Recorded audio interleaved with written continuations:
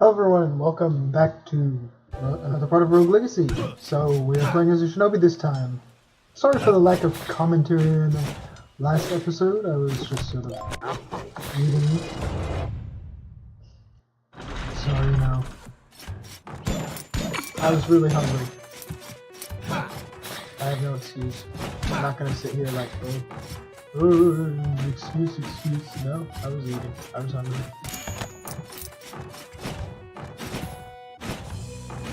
I have coffee though. Yeah. So right now, we just recently got a Empire's rune, not Roomba. As you can see, the amount of gold that we're getting, that is a bad thing with my dude.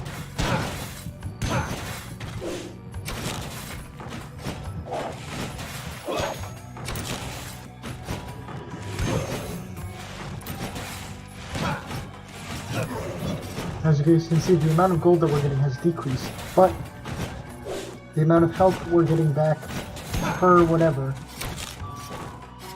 per kill, has certainly increased. I guess I managed to kill that thing. And there's some things flying through the walls. Of course, why wouldn't they? And no, that's not a glitch, that's actually more of a secret than it is a glitch.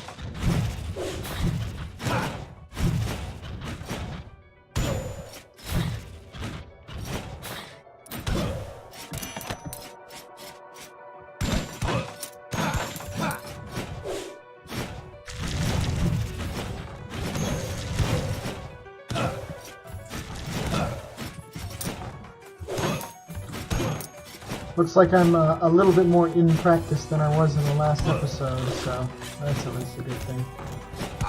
Oh, and as I say that, I, of course, take 20 damage right on the spot.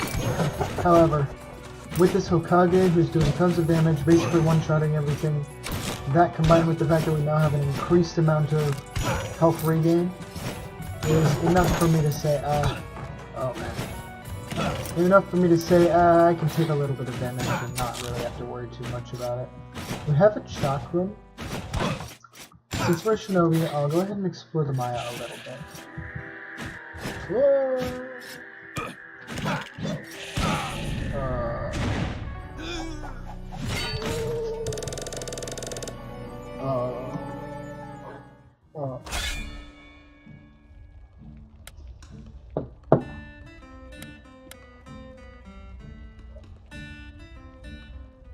Alright, let's try this paladin. We probably don't have any money for anything that's reasonable. I don't even think we have anything to buy here. Yeah, and even if we had something that we wanted to buy, it costs too much. So we're just going to take a look. So we can unlock the Spell Thief. Obviously we don't have enough money right now, but that will be a class that we'll be able to unlock soon. That's a really nice class, I quite enjoy it. Because not only, rather than the Archmage, so the Archmage regains a lot of mana for every time you kill something. The Spell Thief, on the other hand, regains mana every time you hit something, which means that the Spell Thief regains more mana than an Archmage even. And the thing is, the difference between a Spell Thief and an Archmage is that the Archmage has 3 different spells, whereas the Spell Thief has only 1 spell, but they can shoot a larger version of that spell. So we could do magic damage up, we could do critical damage up, or we could just do attack or health up. And I'm going to go with health, because health is important. Health is always important. We are looking pretty good with our paladin, so let's go ahead and go. We can block, but obviously you guys know I think I'm probably going to not end up blocking, because I'm slow to react.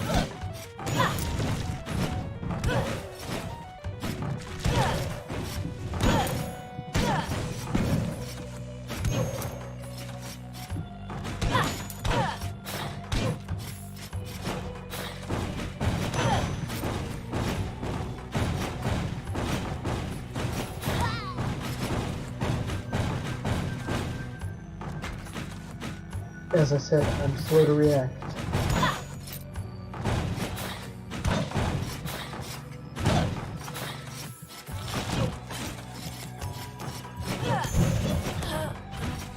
Bang.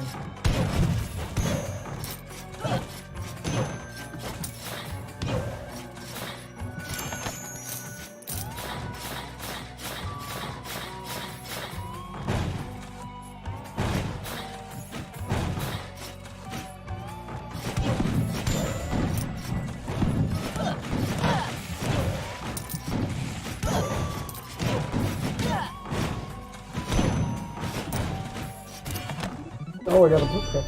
We got the Knight's Helm, which is pretty good for us. Oh, missed paint.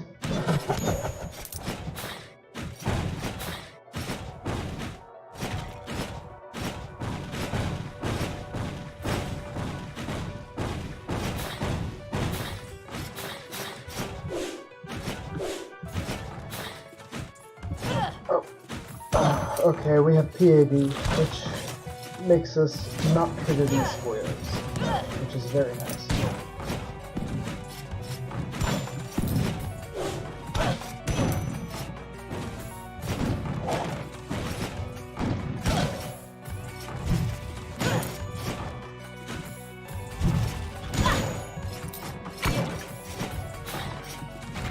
Take no damage.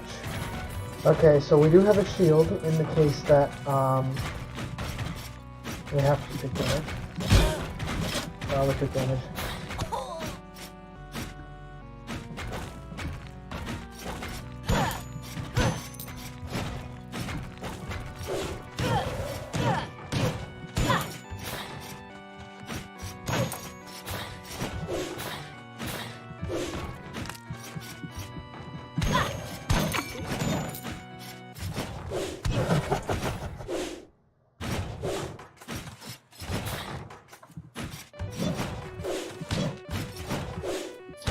So today was the last class for one of my classes, my mechanics class, and I'll talk more about that in a second here. Journal entry number 5. I cannot exit through the front gate, but that is of little concern. I am committed to my cause and will not back out. So far, none of the maps I've found coincide with my own, yet upon comparing them as a whole, I believe I have unearthed a slight pattern. It seems the forest is always to the right, the tower above and below. Well, hopefully I won't have to find out. So today was the last day of my mechanics class and the last day of my environmental class at my college. And the interesting thing is that my mechanics professor was talking about he asked everyone. Well, let me first begin by the fact that mechanics is a difficult class. It is not meant for the lighthearted. It is a lot of work. It is a lot of really difficult concepts that most people would not be able to understand. And with that being said, the majority of people who take this class fail. By the time we were halfway done with the class, that is to say, by the time we were done with the first test, half the people had dropped the class already because they knew they were going to fail if they continued. And as of right now, there's only about a third of the class left. Even among that third, a lot of them still need, pretty high grades on the final in order to pass the class. However, that's not to say that my mechanics teacher is a bad teacher. Difficulty in a class does not define whether a teacher is good or not, and whether the class is structured well or not. Sometimes a class can be unnecessarily difficult. Sometimes there are certain things where it's just, regardless of what happens, the difficulty is difficulty not in terms of being challenging and not in terms of being you know, high-level concepts, but really just difficult in order to just be difficult. So there are certain classes where the difficulty is not really necessary for the people to gain the knowledge required to pass the class, and that is attempted to be obtained within the course. However, for a class like the one I'm taking, Mechanics, anyone who is taking this class is taking it because they are trying to be an engineer. And that being said, because everyone who is taking this class is trying to become an engineer, if they fail Mechanics, that is to say, if they cannot do Mechanics, then that will create a lot of problems, not only later on in their career, but also immediately in their next semesters when they're doing the more complicated structural analysis courses. But if you were to pass an engineer in Mechanics who doesn't actually know how to do Mechanics, not only will it hurt them and their career, because they won't be able to do things that they should be able to do, but it will also hurt a lot of people, because if you build a bridge and you don't actually...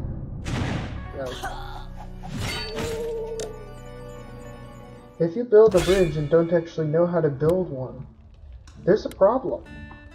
If you, design a building and don't actually know if it's going to stay up or not because you didn't pass Mechanics, there's a problem. And so my teacher was asking people today, oh, what about this class did you guys not like? What about this class do you guys think I should improve upon?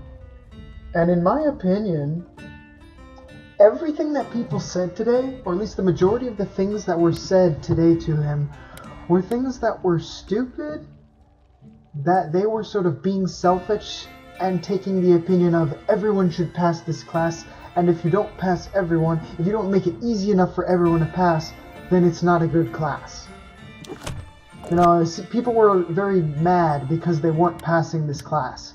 But, if you don't understand the concepts, then you don't pass the class. I mean, I don't understand why they're sitting here trying to fight and trying to get all of these improvements and better grades and curves and this and that when they don't actually know how to do the stuff.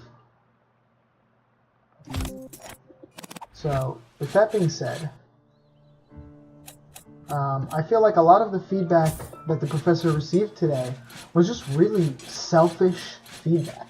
It was feedback where everyone was just saying, you should do this, you should do this, you should make it easier, you should make it easier, you should make it so that you don't have to do any work, you should make it so that you can just easily pass, and it's not a hard class, and you can just, move on to the next class, and then move on in your career as an engineer, and then, eventually, you have a job. And, in my opinion, that's really dumb. That's not how things should work. If you don't know how to do this sort of stuff, then you should not be an engineer. Because then you're going to end up killing people in the worst case scenario. And I mean that quite literally. If you're building bridges and you don't know how your bridge works, if you don't know if your bridge is gonna stay up, then you really don't need to be building bridges. And that's, part of the responsibility of an engineer. The responsibility of an engineer is to understand, you're not learning just because, you're taking classes and you're getting a degree and then you're getting money. You're learning because in the future you're going to be building things, and if you don't learn how to do it properly, then you have that responsibility of people's lives on your hands. You have that responsibility, that if you fail, it's not just, oh, the project failed and we made less money. What failed is that. But it's not just a matter of, oh, the project failed and we didn't make as much money as we wanted to. Oh, you didn't do your part, so somebody else had to, pick up for the slack. It's not as simple as that. This is not just a regular business where it can be covered up and everything can be smoothed over. This is people's lives that we're dealing with, and we can't just We can't just smooth things over when people's lives are on the line. We can't just smooth things over when we're doing things that are, you know, and that goes for any field of engineering. You know, whether it's medical engineering or even the medical field, you know, you can't cover up for designing a bad product and then, you know, killing people. Same thing for chemical engineers. You can't, you know, cover up when you accidentally have some sort of leak in a facility, or, you know, when you... Okay, we just got hit because we're too tall. You can't just cover up for some sort of leak in the facility and be like, oh, well, it was fine because, you know, nobody was hurt. No, people were hurt. People are going to be hurt if you fail, if you pass people who should fail. People are going to get hurt. That's how it works. And therefore, you know, I thought that people today were being very selfish with their own wants, their own wishes for what they wanted the class to be, and not for what it should be.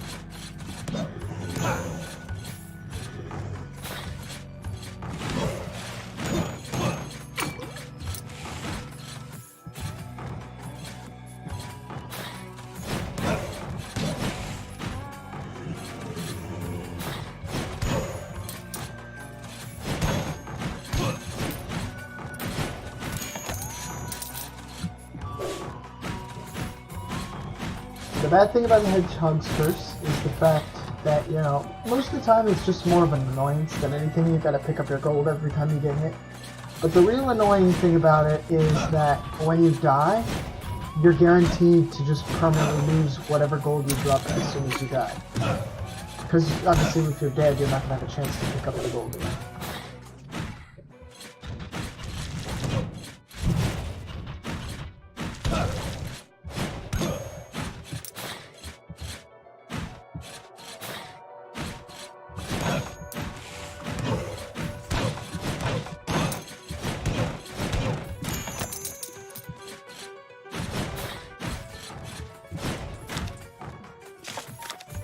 Alright, let's see.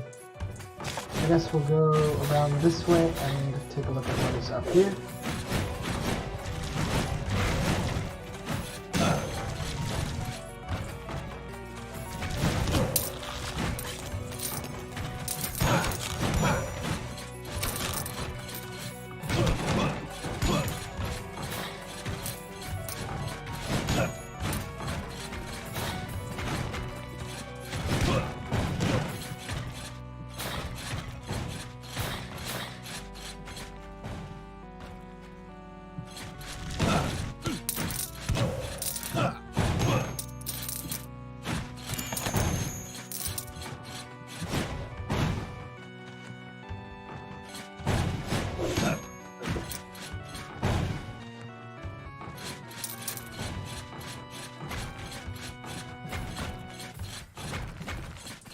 I also took my environmental test today, and it was a really easy test, to be completely honest. It was supposed to be easy though.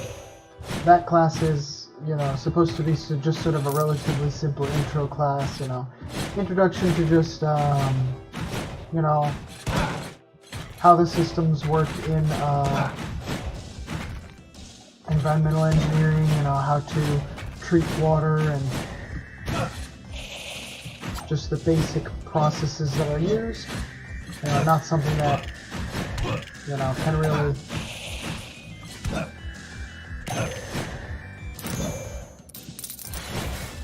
create, well, obviously in the field of water there can be a lot of huge problems if things are done wrong, but this class is merely a little intro class, just to give you, you know, just to give you a taste, get your feet wet a little. Not really anything too serious. We're trying to kill this guy, but he's proven pretty tough to work with because of these spikes.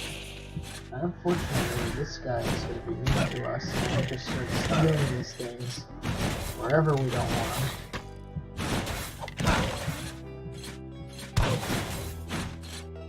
Looks like we're doing pretty good overall, though. This is clearly a mimic. Even as a giant, we're doing pretty good, because playing as a giant, you know, it has its benefits, but it also has its drawbacks. And obviously, the drawback is that you have a larger hitbox. The benefit is, of course, that you can hit things with a larger hitbox. So, that is to say, your sword has a larger hitbox.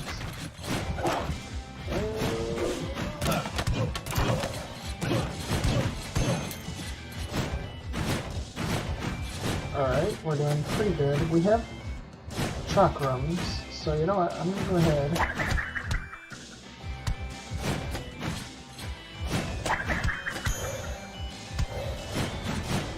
Trade up some mana for some health. So we have a little mini boss here. We died to him.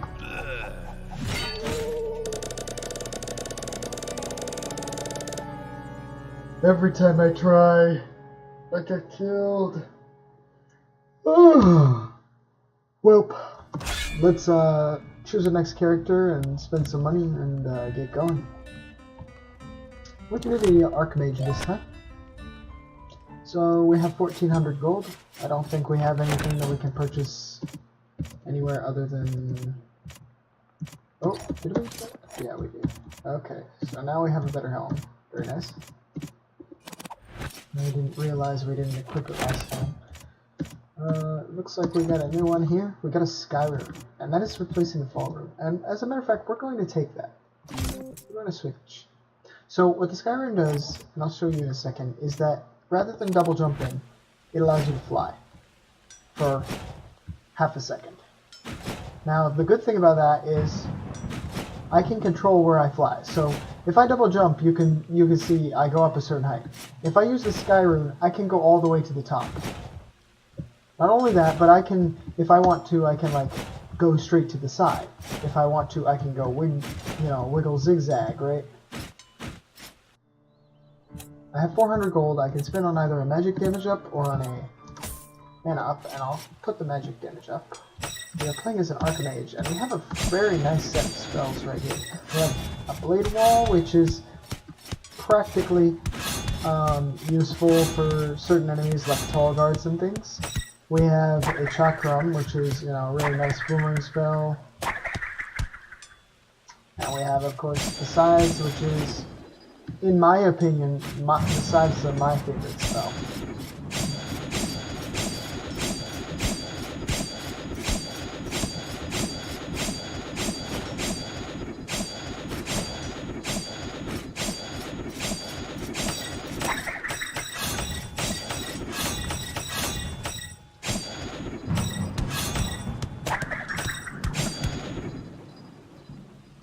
So, with that being said, sorry for the fooling around, but this has been Rogue Legacy. This has been Double Duke. Thank you for watching, and I will see you next time. Bye bye.